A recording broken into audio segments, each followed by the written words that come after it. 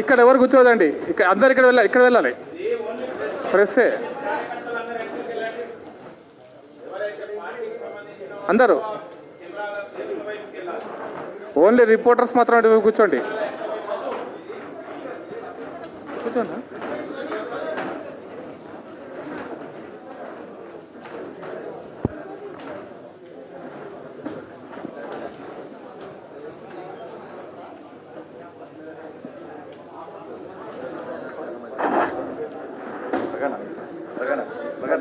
రాష్ట్ర భారతీయ జనతా పార్టీ అధ్యక్షులు బండి సంజయ్ కుమార్ గారు, మన యొక్క కేంద్ర ఎరువులు రసాయనాల శాఖ సహాయ మంత్రి శ్రీ భగవత్ కుమార్ గారికి ఎక్స్పెక్ట్ చేస్తాను.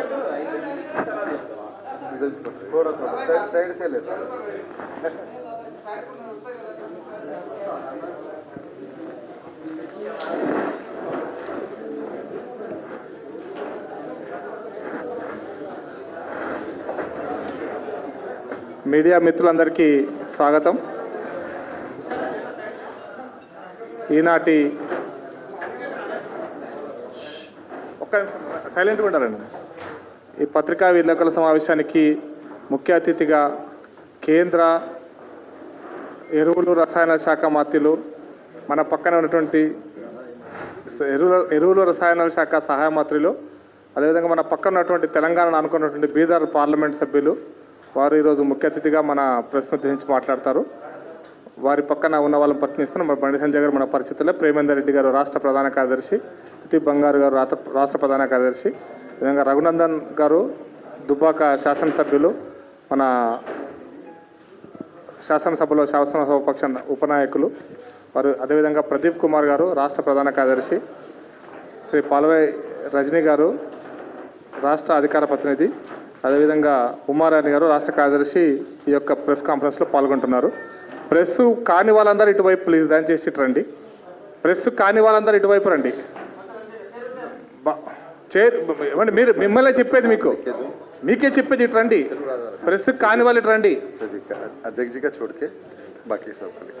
సరే, ప్రెస్ మిత్రులను ఉద్దేశించి శ్రీ భగవాన్ కుబ్బా గారు మాట్లాడాల్సిందిగా కోరుతున్నాను. భగవంత్ కుబ్బా గారు.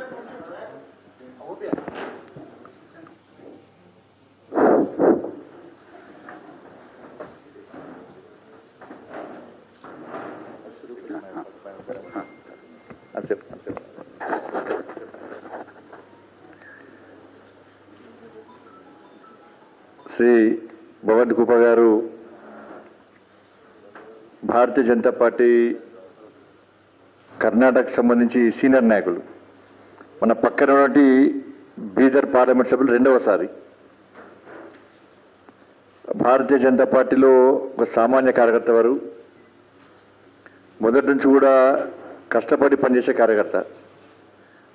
సిద్ధాంతం కోసము కర్ణాటకలో పార్టీ శక్తివంతంగా తయారు చేయడం కోసము, ముఖ్యంగా వారి నియోజకవర్గంలో నిత్యం కార్యకర్తల గురించి, పార్టీ గురించి, పేద ప్రజల గురించి నిరంతరం ఆలోచించి ఎక్కడ ఏ సమస్య వచ్చినా కూడా వెంటనే స్పందించి చాలా అగ్రెసివ్గా స్పందించి ఆ సమస్య పరిష్కారం అయ్యే వరకు అనేక రకాల కార్యక్రమాల్లో చేపట్టిన వ్యక్తి భగవత్ కుమార్ గారు. వారు కేంద్ర మంత్రిగా, కేంద్ర ఎరువులు రసాయన శాఖ సహాయ మంత్రిగా వారు ఈరోజు రావడం జరిగింది. రామగుండం ఫెర్టిలైజర్స్ RFCL యొక్క ప్రారంభోత్సవం రేపుండే, కొన్ని కారణాల వల్ల మన ప్రీత ప్రధాని మోడీ గారి చేతుల మీదుగా వర్చువల్ ద్వారా ప్రారంభోత్సవం ఉండే, అది వాయిదా పడ్డ తర్వాత వారు నేరుగా తప్పకుండా ప్రోగ్రామ్ ఫిక్స్ అయిపోయింది. 80% విజిట్ చేస్తా, అక్కడ ఉన్న సమస్యలు తెలుసుకోవాలి, దానికంటే ముందు విజిట్ చేస్తా అని చెప్పి వారు ఈరోజు మన భాగ్యనగర్ రావడం జరిగింది. వారికి ఎయిర్పోర్ట్లో కార్యకర్తలందరూ కూడా ఘన స్వాగతం పలకడం జరిగింది. కాబట్టి మీడియా మిత్రులతో కూడా ఒకసారి మాట్లాడతానని చెప్పిన తర్వాత ఈరోజు మీ అందరితో నేను మాట్లాడని చెప్పి నిర్ణయించింది. కాబట్టి శ్రీ భగవంత్ కుమార్ గారిని ఈ మీడియా గురించి మాట్లాడగా కోరుతా ఉన్నా.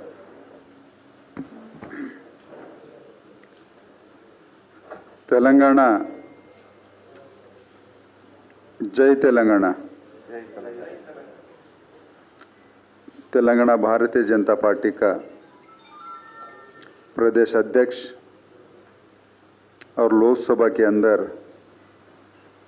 मेरा साथी आदरणीय बंडी संजय कुमार जी, मंच पर उपस्थित विधायक रघुनंदन राव जी, हमारे प्रधान कार्यदर्शी प्रेमानंदन रेड्डी जी और एक अपने प्रधान कार्यदर्शी जी बंगारू श्रुति जी और एक अपने प्रधान कार्यदर्शी जी प्रदीप कुमार जी, कार्यदर्शी जी प्रकाश रेड्डी और सभी इस प्रेस वार्ता में आए हुए सभी प्रेस मीडिया के मेरे दोस्तों, आप सबको पता है पिछले महीने 7 तारीख को नरेंद्र भाई मोदी जी सरकार का जो मंत्रिमंडल का जो विस्तार हुआ, उस मंत्रिमंडल में जो शामिल किए गए देश के कोने कोने से और सभी वर्ग का प्रतिनिधित्व मिले और सभी अच्छा खासा क्वालिफाइड हो, टेक्नोक्रेट्स हो और साफ सुथरा छवि हो, ये सारे मानदंडों को लेकर के जो मंत्रिमंडल विस्तार किया, उसी में मुझे भी एक जिम्मेदारी के नाते से जिम्मेदारी दिया। माध्यम के ओर से माननीय प्रधानमंत्री जी को मैं धन्यवाद और अभिनंदन अर्पित करता हूं। और मंत्रिमंडल का जो विस्तार देश के अंदर बहुत ही पॉजिटिविटी मैसेज लेकर के देश के कोने कोने में गया और आपने देखा भी है कि इस ढंग का विस्तार 74 साल के अंदर इतना पॉजिटिविटी लेकर के जाने वाला विस्तार स्वतंत्र भारत के अंदर कोई राजनीति का लीडर नहीं देख पाया। तो ये नरेंद्र भाई मोदी जी 2014 में जो सबके साथ सबके विकास का मूल मंत्र लेकर के 5 साल में देश का 135 करोड़ों का जो सेवा किया, 80 करोड़ लोगों को लाभार्थी बनाया, तो 2019 में 14 से ज्यादा बहुमत लेकर के 303 सीट जीतने के बाद देशवासियों को लगा कि सबके साथ सबका विकास, सबका विश्वास हमने प्राप्त की। वही मूल मंत्र पिछले 7 साल में अनेक निर्णय लिया है। अब वो निर्णय में मैं जाना नहीं चाहता हूं। जिस काम से, जो जिम्मेदारी मेरे ऊपर सौंपने के बाद जिस काम से मैं आज हैदराबाद आया हूं, यही तेलंगाना राज्य के अंदर रामगुंडम जो फर्टिलाइजर फैक्ट्री है, बंद पड़ा हुआ था। बंद पड़ने से न राज्य को लाभ होता है, न देश को लाभ होता है, न किसानों को फर्टिलाइजर मिल पाती है और लोकल के अंदर जो एम्प्लॉयमेंट रहती है न एम्प्लॉयमेंट दे पाते हैं। तो नरेंद्र भाई मोदी जी 2015 में रामगुंडम, झारखंड के अंदर सिंदरी, उत्तर प्रदेश के अंदर गोरखपुर, ओडिशा के अंदर तलचेर, छत्तीसगढ़ के अंदर जोधपुर, ये 5 फर्टिलाइजर कंपनी को रिवाइवल करना, फिर से चालू करना और पांचों के पांच 12,70,000 मेट्रिक टन प्रोडक्शन कैपेसिटी वाले हैं। तो हमारे देश में आज जो यूरिया का जो किल्लत होती है, कमी होती है, तो आने वाले दिनों में 2022 के अंदर जो दिक्कतें होती है वो कभी नहीं हो पाएगा। उससे ज़्यादा जो इंपोर्ट करते हैं हम लोग, इंपोर्ट टोटली हम लोग बंद करने वाले हैं।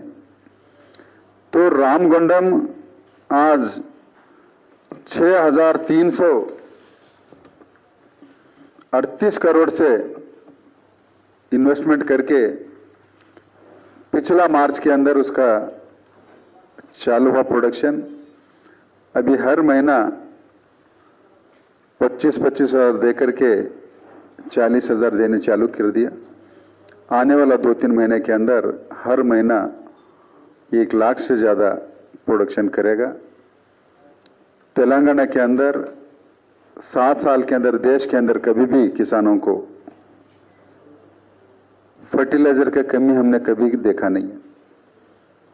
क्यों नहीं है देखा? नरेंद्र भाई मोदी जी किसानों का आय 2022 में दुगनी करने के लिए अनेक क्रांतिकारी ऐतिहासिक निर्णय लिए थे। उसमें से ये जो 5 फैक्ट्री है, इसका भी रिवाइवल की लेने के कारण ही आने वाले दिनों में वो किल्लत देश के अंदर नहीं रहेगी। नरेंद्र भाई मोदी जी प्रधानमंत्री किसान सम्मान निधि, एमएसपी और 3 जो किसानों का जीवन के अंदर जो परिवर्तन लाने के लिए कृषि बिल ला करके आज देश के किसान खुद को महसूस कर रहा है कि मैं जो पिकाता हूं, जो उगाता हूं, उसका अच्छा सा मूल्य मिले और मेरा मर्जी जहां पर अच्छा मूल्य मिलता है वहां पर मैं बिक्री करे। और ये 3 कानूनों के कारण कृषि क्षेत्र के अंदर बहुत बड़ा पैमाने पर इन्वेस्टमेंट आएगी। स्वयं किसान ये एक व्यापार का दृष्टि से देख करके अपना जो किसानी है व्यवसाय, उसको लाभ लेने के लिए, लाभ में परिवर्तन करने के लिए निश्चित रूप से उससे लाभ मिलना चालू हो गए और मिल रहा है। इसी के लिए मैं मंत्री बनने के बाद ये पहला मेरा प्रवास है कि रामगुंडम जा करके उस फैक्ट्री को एक बार इंस्पेक्शन करे, जो भी वहाँ पर समस्याएं है उसका रिव्यू करे, समाधान करने के लिए ये प्रवास मेरा है। तो आज रामगुंडम जाने से पहले हमारा अध्यक्ष जी से मिल के जाने के लिए मैं प्रदेश कार्यालय आया था और मैं अध्यक्ष जी को हृदय से मैं धन्यवाद करता हूं कि उन्होंने मेरे को बहुत ही मान सम्मान दिया। उनके साथ में प्रदेश के सभी पदाधिकारीगण, विधायकगण, कार्यकर्तागण सभी ने दिया है। तो सभी को मेरा आभार प्रकट करते हुए मेरा 2 बात मैं समाप्त करता हूं। धन्यवाद। आपने अभी कहा 3 बिल से किसान बहुत खुश है, लाभान्वित है। तो दिल्ली में जो आंदोलन चल रहा है तो इसका क्या होगा? पिछला साल से नरेंद्र भाई मोदी जी किसान का मांग सरकार को लिखे दे और निश्चित रूप से सरकार उसको कंसिडर करेगा, समाधान निकालेगा। और सुप्रीम कोर्ट का नेतृत्व में सुझाव भी मांगा गया था, तो उन्होंने देश के सारे किसान तीनों बिल को अपनाया भी, स्वागत भी किया, सुझाव भी दिया। तो उनका मानसिकता उनको छोड़े, देश का बहुभाग्य जो राज्य है, दक्षिण हो, उत्तर हो, पश्चिम हो, सभी किसानों ने उसको स्वागत किया है। तो आप भी एक जिम्मेदार पत्रकर्ता होकर के आप भी सुझाव देने के लिए सुप्रीम कोर्ट हर व्यक्ति को मांगा था, तो उसी के लिए वो तीनों बिल से निश्चित रूप से किसानों को लाभ मिल रहा है। सर, राहुल गांधी जी ने हाँ, कल प्रधानमंत्री जी 11 बजे देश के 10 करोड़ से ज्यादा किसानों को प्रधानमंत्री किसान सम्मान निधि, जो एक साल में 6,000 रुपए देने का जो स्कीम है, करीब 10 करोड़ से ज्यादा किसानों का खाता में कल पैसे जमा हो जाएगा। वो कार्यक्रम प्रधानमंत्री जी ने उसको बटन दबा करके उसको कार्यक्रम कर रहे हैं, तो उसका भी कल लोकार्पण हो जाएगा उस कार्यक्रम का। धन्यवाद। सर, ये तेलंगाना को खाद बराबर उपलब्ध नहीं की जा रही है, तेलंगाना सरकार का एक आरोप। देखिए, राजनीति करना उनका हक है, करने दो, लेकिन पिछला 7 साल के अंदर नरेंद्र भाई मोदी जी का सरकार कोई प्रांत के अंदर खाद की कमी आने ही नहीं दिया। आज मैं पत्रकर्ताओं को मैं एक विनती करता हूं, एक भारत सरकार केमिकल एंड फर्टिलाइजर डिपार्टमेंट की urvarak.nic.in उर्वरक URVARK हिंदी में जो खाद को बोलते हैं urvarak.nic.in, आप उस पर क्लिक करिए, भारत का नकाशा आएगा, तेलंगाना राज्य का भी नकाशा आएगा, तो उस पर क्लिक करिए। तो तेलंगाना सरकार या हर राज्य सरकार जो अप्रैल के अंदर कृषि विभाग से मिलकर के जो ये साल के लिए हमारे को यूरिया, DAP, NPK इतना क्वांटिटी चाहिए, उन्होंने जितना मांगते हैं तो उसके अगेंस्ट में हमने कितना सप्लाई किया है। सप्लाई करने के बावजूद आज इस प्रदेश के अंदर कितना सेल हुआ है और क्लोजिंग बैलेंस आज के दिन में कितना है, आज के दिन में क्लोजिंग बैलेंस तेलंगाना कितना है, वो सारी चीजें हमने उस पर दिया है। तो यहाँ की सरकार थोड़ा सा आंख और कान खोल के, जो कृषि मंत्री होंगे या कमिश्नर होगा अपना मंत्रालय का, उसको डेली मॉनिटर करते हुए, और हमारा केमिकल एंड फर्टिलाइजर डिपार्टमेंट हर मंगलवार सुबह 9:30 बजे से लेकर के 11 बजे तक हर प्रदेश का वहां पर कितना सप्लाई हुआ है, क्या दिक्कतें हैं और उसको कैसे समाधान करे, हर मंगलवार मिलता है। देखिए पत्रकार, देखिए अभी का अभी मैं बता रहा हूं, आज का दिन में तेलंगाना के अंदर urea 3,80,000 metric ton is available in Telangana, DAP 45,000 metric ton is available in Telangana, NPKS 3,29,000 metric ton available in Telangana, MOP 55,690 metric ton is available in Telangana. मैं आप सभी से मैं विनती करता हूं, कल के आने वाला अखबार में और आज का न्यूज में ये क्वांटिटी तेलंगाना के अंदर अवेलेबल है। हाँ? क्या जी?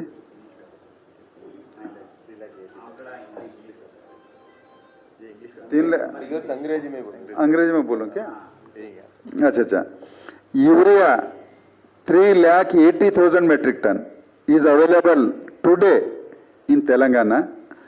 DAP 45,000 metric ton is available in Telangana. NPK 3,29,000 metric ton is available in Telangana. MOP 55,690 metric ton is available in Telangana. मैं आपसे रिक्वेस्ट करता हूं कि कल के न्यूज के अंदर सबसे हेडलाइन ये बनता है, ये मेरे को विश्वास है। ये नरेंद्र मोदी का सरकार का काम करने का ये ढंग है और ये जरूर न्यूज बनाना, हेडलाइन बनाना इसको। Thank you.